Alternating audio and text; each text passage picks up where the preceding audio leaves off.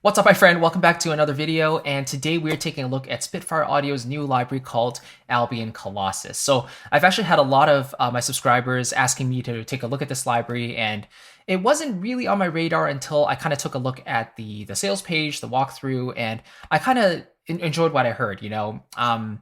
I already have some epic stuff covered with, let's say, Arc 1 and Symphobia stuff, but it's always nice to have another flavor in your toolkit, especially if you're doing media scoring and you kind of want to have all those colors available in your palette. Then it's always a good idea to at least consider different libraries for different situations. So this one is kind of intended as a big, bad, loud kind of library in Spitfire's catalog. And in terms of Albion's, I think a lot of people are thinking of it as a replacement to the Albion 3 in Iseni, I think that's what it's called, library. So, true to its name, it's trying to go for a really big bombastic sound. And let's take a quick look at what we get here. So big thanks to Spitfire Audio, first of all, for sending me a copy to take a look at with you guys. Unfortunately, no giveaway this time, but we'll have lots of those coming up in the near future. But at the very end, I'll share with you whether I think this is a worthwhile investment for you or not. So definitely stay around for that. But anyway, you can read all about it here. They have tons of demos, and then they got their first look and walkthrough as usual. And they've got two orchestras they've actually recorded, which is really cool because they have a scale knob, which you can dial from low to high, which is from the chamber orchestra all the way crossfading to the symphony orchestra, which is actually really interesting. And then they also have two other knobs. One is called the hype knob, which kind of increases the processing and makes it more gritty and more raw in a certain way. And then the other one, I believe, is, let me take a quick look here, UNL. What is this one? Dynamics expression. I forgot exactly what this one was. Oh, I think it's like the mix knob, basically. So it's from really close to really far. So that you can just set that and forget it if you want that consistent sound. But anyway, let's take a quick look at some of these additions here in the Albion series. We have heavy guitars, we have percussion and drums, and doom synths, they call it. So you definitely get some more of the sound design element here. More for rock elements, metal stuff, and if you want these sort of moments where things are still in time and big dramatic moments, then this library promises to deliver on that. So anyway, let's take a quick look here. Yeah, these are the three scales: hype, scale, and depth. That's the third one. But let me just quickly go through some of these patches here. So this library is over 100 gigabytes in size, so there's no way I could go through everything, but I've basically chosen one patch for each instrument section. We have, to start things off, the Anthology patch, which is basically a collection of the some of the best patches of the library, I guess, all in one. So let me just go through these and show you some of these sounds here. So we'll start with the horns long here.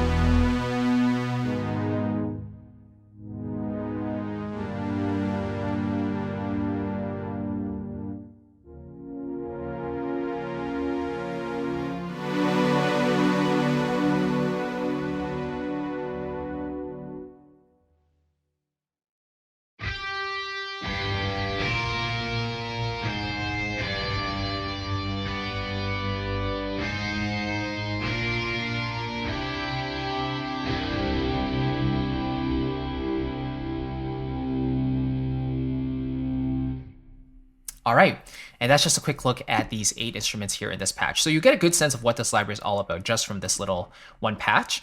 And keep in mind, this was all with the hype knob all the way down. So let's actually introduce the hype knob. Let's bring it all the way up actually, and the volume is going to increase, but so will the processing and the overall grid. So let's go back to the low string spiccato and see what this sounds like.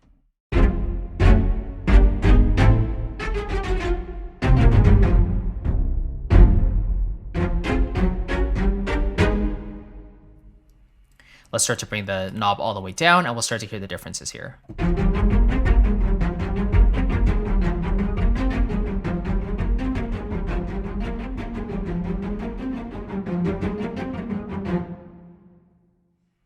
All right, so yeah, basically the low end started to seep out of the samples, the saturation, the distortion started to come away, everything started to sound way more organic at the very bottom. So it's adding a lot of processing that I'm not exactly sure what's going on, but if you really want that gritty sound, you can certainly automate this however you want to really just build towards a certain climax and then have that distorted sound design style sound, which can be really, really helpful as well. Let's quickly play around with the mix here as well. So here's super close, and then we're gonna push it all the way up to hear it more further away.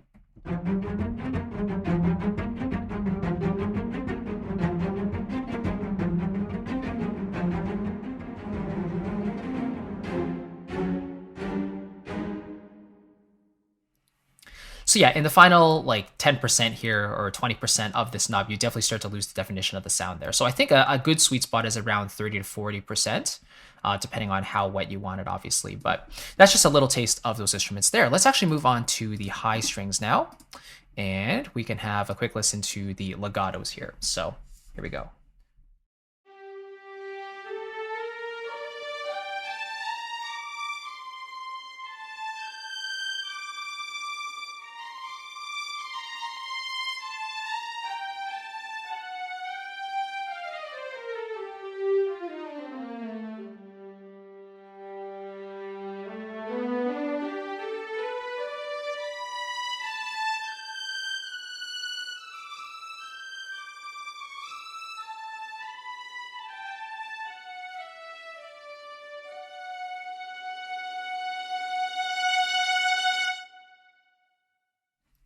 Beautiful sound. Just a little side note here. If you notice my mod wheel glitching all the way here, I apologize for that. It's a little bug that's happening on my MIDI controller. So it is something I'm looking to replace in the near future. But for the time being, I have to put up with the glitches. So usually to work around this, I basically just record a rough performance using my mod wheel and playing it in live. But then I'll actually go in with a pencil tool and smooth it all out in Logic, right? So yeah, basically you also notice how my knob here, or my mod wheel, is basically mapped also to the scale. So basically as I go super soft, it's also bringing in the chamber orchestra, and then as I push it up, not only are the timbres changing and the dynamics changing, but also the overall scale of the orchestra as well, going to the full symphonic size, which is really, really cool. So obviously if you want to use the chamber orchestra exclusively, you can de-link these, and alternately, you can link it together if you want to. But it really doesn't matter. It's just all up to what you're going for. So in this case, you can link it to your dynamics. Okay, let's kind of move on now to the brass. So the brass section focuses on the lower side. Then there's also a separate horns patch, which we will take a look at in a second. But here's the legato here.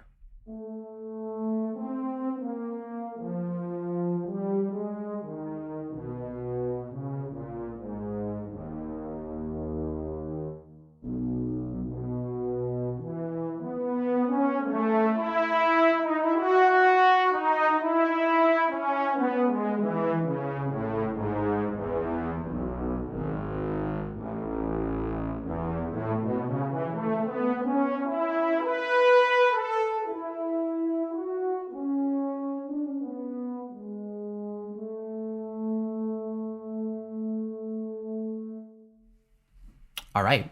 You do notice a bit of the suckiness happening in the legato transitions, especially at the higher dynamics. So usually if you're going to be working with this low brass, especially with legato passages, this has a naturally more sort of mellow tone to it. It's a little bit more warm and full and well-rounded. So in my opinion, I think this patch is better in the lower dynamics. So keep your mod wheel below 50%. And then for the rest of it, if you really want to push it up, you can either use a different articulation, or at least, if you're using legato, maybe layer that with a different legato patch as well, maybe with the French horns or something like that, just to fill in those gaps there. Let's take a quick look at the horns as well. So here is the legato for that.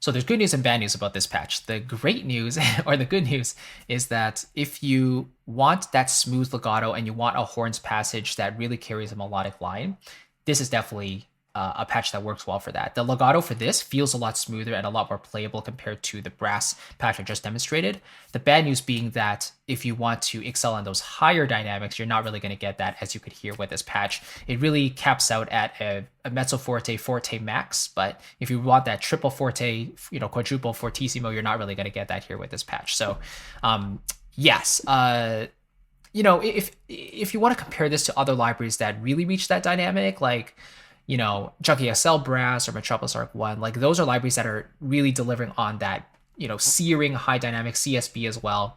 This one has less of that high end or that high dynamic, so just be aware of that. But let's quickly move on to the woodwinds. I still believe that Spitfire is more than capable of creating a brass library, strings, woodwinds library that really caps out at the highest dynamics. They're to be, maybe they're actually conspiring to do that sort of library and then call it Albion Ultimate or something like that, or Albion Loud. Okay, here's some woodwinds legato as well. And by the way, I'm just demonstrating legato here because that's a good measure of how well programmed the library is, but we also have shorts and hairpins, which all sound lovely as well. Definitely check out the official walkthrough video on Spitfire's channel for that. But here's the woodwinds legato here.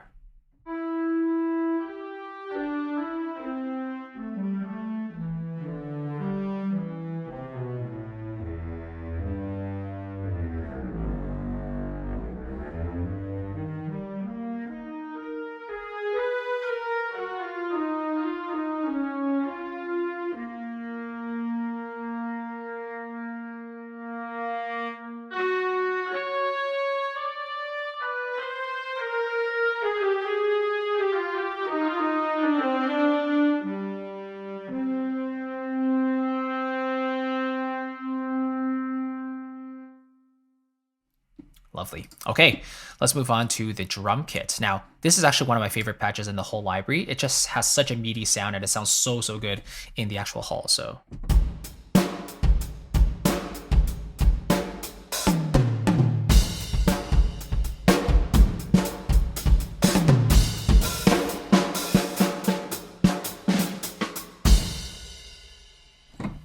I swear I'm a professional drum player.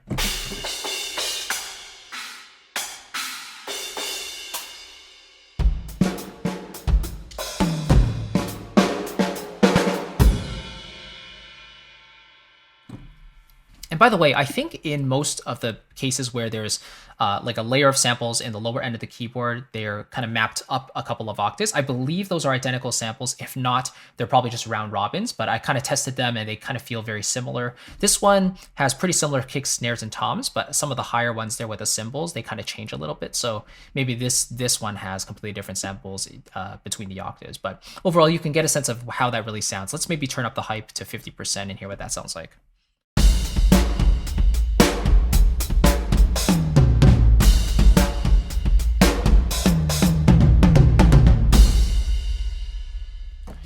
All right, and get ready for this. 100%. Here we go.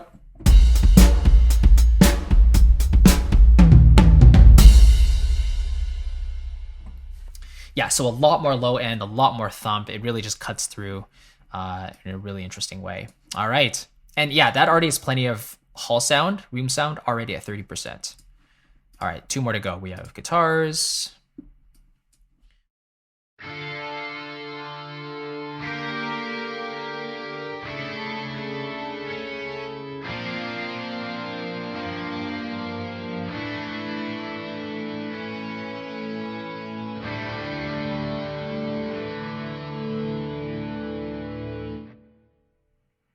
I'm just kidding. I won't leave you hanging.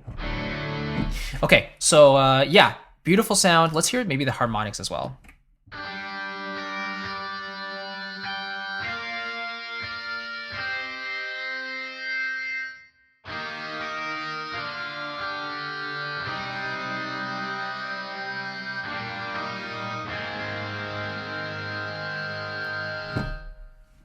Lovely. Turn up the hype a little bit here.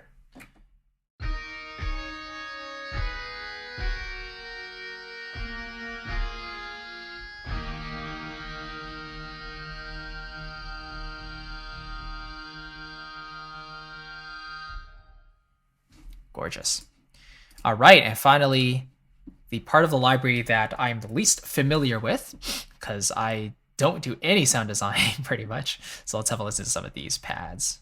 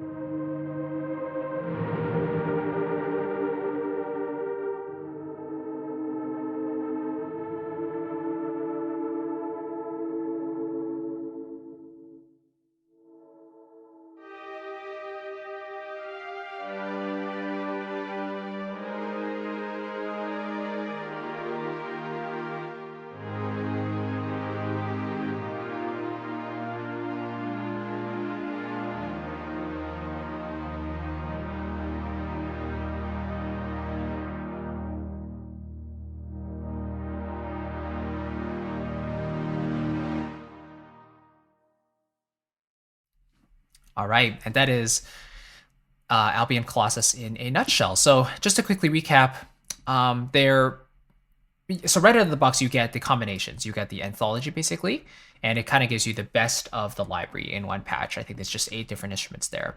Then to take a look, there's low strings, high strings, brass, and then specifically horns. And then there's woodwinds, which is more of an ensemble thing with different, different woodwinds blended together. And then we also have flutes, piccolo separated out for the high end. And then we have percussion, which is traditional orchestral percussion, drums, guitars, and synths all laid out here. So I think the in terms of uniqueness, I would say, I guess, probably these last 3 are the ones that are the most new in terms of content. Whereas the other Albions definitely had, the orchestral stuff. This library not only has these new instruments, but it also has these 3 new sliders that they were talking about: the hype, the scale, and the depth. Really interesting concept to record 2 separate orchestras and then allow you to crossfade between them to get that small to large sound. Definitely, an extra cost on their part, but when you consider what you're going for and what this is aimed to be used for, then that could be really effective in some situations when you really want to go from an intimate sound to a larger sound. So how does this library kind of fit within your catalog, right? Well, honestly, I think if you already have a number of libraries that cater to the loud orchestral side of things, like I'm thinking Arc 1 is probably the most similar in terms of competitiveness, in terms of content overlap, as well as some of the Symphobia stuff. This kind of feels like an overlap between, Pandora, so Symphobia 4 and the first couple Symphobias. And yeah, Arc 1 definitely has some overlap there, as well as Majestica from 8DO. Huge orchestra, big sounds, very wet.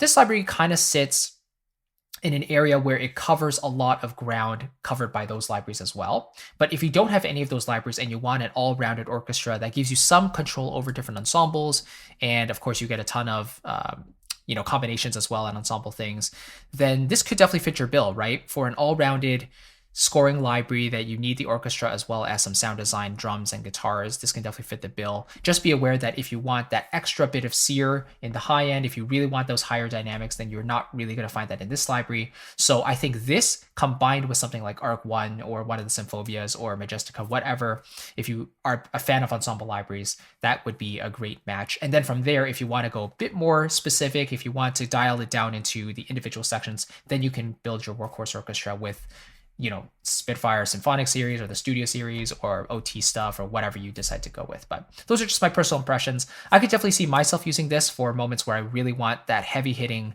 nature of the instruments, like the drums and the guitars are really, really nice as well. And then I'll probably use some of the ensemble stuff like, the string shorts or the horns legato. That's also really beautiful to me.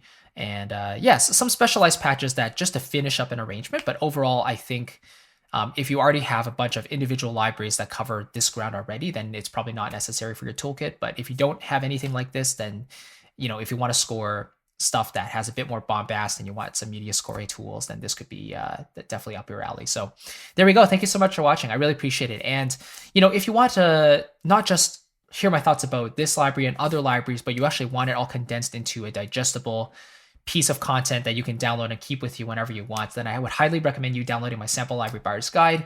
It categorizes all my favorite libraries by the different orchestral sections, so strings, winds, brass, and percussion, but I've also included ensemble libraries, piano libraries, jazz libraries, ethnic libraries, all that stuff into one PDF, and you can download it absolutely free. So if you click the first link below, it'll take you straight there where you can grab it, and it's just my thank you to you for checking out this video today. Hopefully you enjoy it. Hopefully it helps you out.